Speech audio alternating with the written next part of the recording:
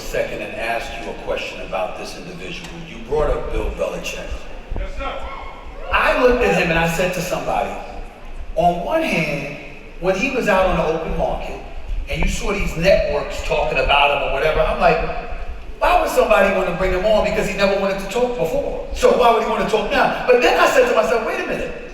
Because he never wanted to talk before, now everybody might be interested in what he has to say when he does talk. What mindset do you have when it comes to Bill Belichick being in television? Well, the difference is they paid him to coach. They didn't pay him to talk. Now they're paying him to talk. Gotcha. So he's going to do what he's being paid for.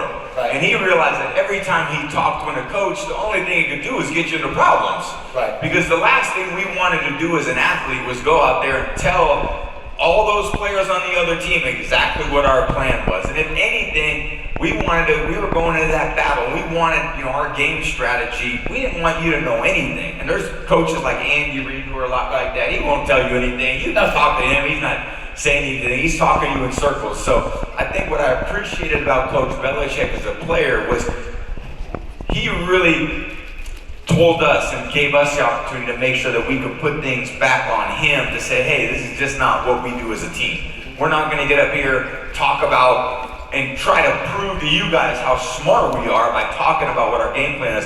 At the end of the day, we wanted our focus to be on the game. We were going to let ultimately the result of the game speak for ourselves. Rather than try to win the press conference all the time, try to be liked.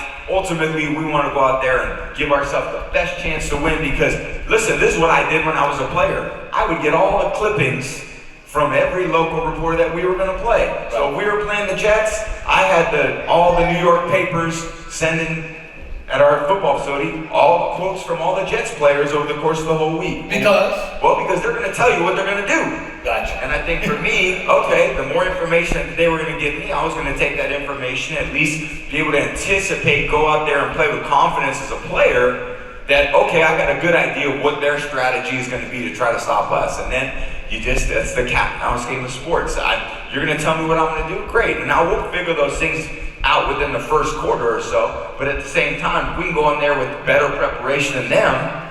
And part of the preparation was learning from the things that they were saying. Well, that was the best thing you could do. And I look at Bill Belichick, and listen, everybody knows I love trolling the Dallas Cowboys fans. I just do. I just love it. It just does something for me. It's Christmas. They give me Christmas early every year. Okay, this is what they do. But the thing about it is that, genuinely speaking, I honestly felt that was the one place that would have been perfect for Bill Belichick once you departed.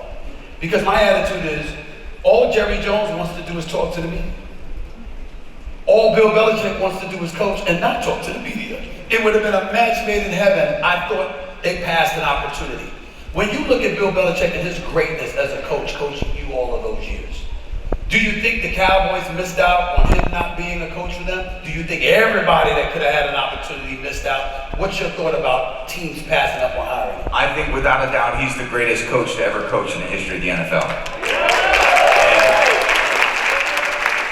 And sitting in a meeting room with him for 20 years, there is no coach that I felt more prepared by than Coach Bill Belichick. And I think that's the only thing you ask for as a player. Once that coach prepares you and they walk you out on the field, that coin flip, then the coach has very little to say on game day. Then it's up to us. And we have to take the things that we've studied, that we practice over the course of the week. Now we got to go out there and execute it. But what you expect from a player is that when you tell me to do something, when you tell me to count on something, when we design this play, then ultimately when I go out there on the field, I can count on it, I can bank on that is absolutely supposed to happen. Now sometimes if you're playing another coach that's equally as skilled, they're going to have some counterattacks to your attacks. And you've got to be able to be prepared for those. But I think he prepared us so well, and if I would look at any of these organizations who have any head coaching vacancies, Bill Belichick to me is a no-brainer. Now he's going to come and he's going to be authoritative and he's going to have his own way of doing things, and you got to be okay with that. But when you're looking at a coach to prepare a team, he's an incredible coach. And I think Mike McCarthy's an incredible coach too. So coach of the Cowboys, he's had 12-win seasons. I know people talk about him all the time, but he's a football guy too. That's all he wants to talk is football, and he's a good fit for that organization as well. So I think that's ultimately what the role of the coach is. The coaches, to me, that are the ones that are giving all the information away, spending more time giving information away to the public than they are to the players. Those are the ones that I have a problem with. When I look at the National Football League, obviously it's incredibly more complicated than other sports to play. I'm not trying to say that a manager for Major League Baseball doesn't have responsibilities, a head coach for the NBA doesn't have responsibilities, but you can ultimately give them the ball and say, take me there. Sure. I can't swing the bat for you, Aaron Judge, you got to do that. I can't shoot a J for you, Steph Curry, you got to do that. Yeah. But in football, it's so much more difficult, so in regards to that, I get it, but I still lean on what Nick Saban talked to me about, because I've had the pleasure of having private conversations with Nick Saban, and he talked about leadership and being a leader of men. How important is that in today's NFL compared to what it was back in the day?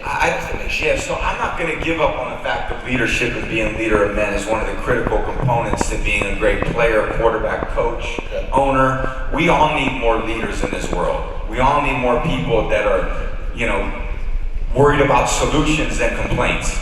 We need more leaders that are willing to step up and do more than do less, that are willing to push people to be more disciplined than less disciplined. We need more people to be team-focused and less self-focused. If we want to be successful in anything, it takes a team full of people. And a team full of people can't always be worried about what's in it for them all the time. And all my experiences,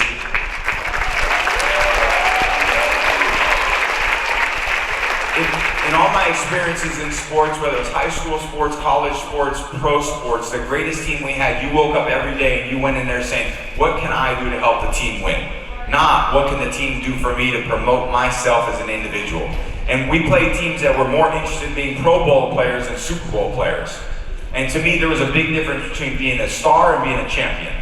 And champions do what it takes to win every single day, no matter what it is. There's no job that's too big or too small for a champion.